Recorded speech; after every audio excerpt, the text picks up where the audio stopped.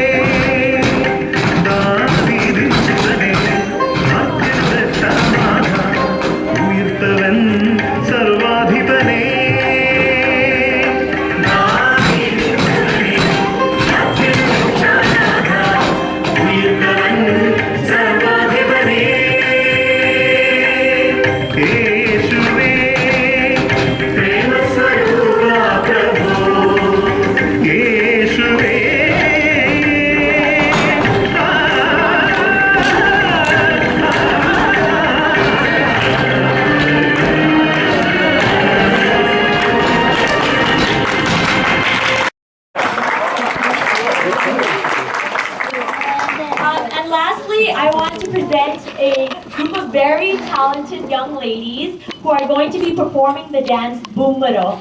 I would like to introduce Alina Paul, Asulya Anil Kumar, Jasmine Joseph, and Faith Burgess.